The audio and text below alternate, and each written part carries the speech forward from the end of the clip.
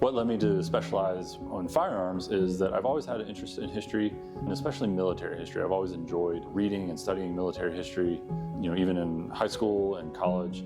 Those were the kind of books I was reading. I wasn't reading fiction necessarily. I was reading a lot of nonfiction, usually history books. So I've always enjoyed that aspect. And so when you get into museums and you start working with artifacts, if you kind of go towards military history items, very often you're working with firearms. So I kind of built on that for that subject matter, and that sort of carried me over into the firearms part of museums. So the center in total has about 8,000 firearms in its collection.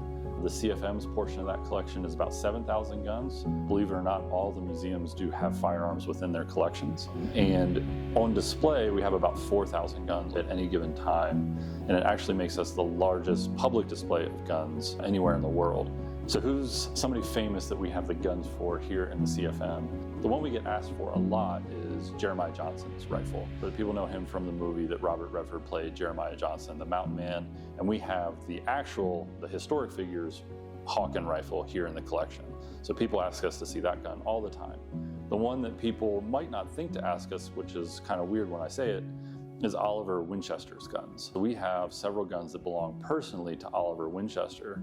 And the reason that's unusual is because Winchester in the history is normally portrayed as a guy that's not that interested in the guns. He was just sort of the business owner. And I don't think that's a totally accurate portrayal. What we see in some of the records that we have here is that he owned firearms. He took an interest in the development. He took an interest, he wanted his company to be successful, so he understood the product they were making.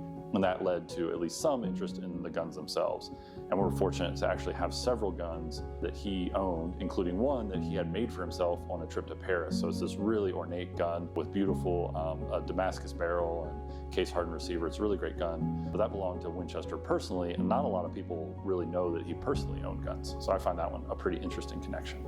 There's a lot of great things about working here. I love the center because it's a well-known museum. We get to be a field leader in a lot of how we do our exhibits and how we think about museums in general. It's incredibly humbling that people come to Cody, Wyoming to see the Center of the West, and they say that's a bucket list item. They're checking off a bucket list, a lifetime achievement to come see us here at the museum.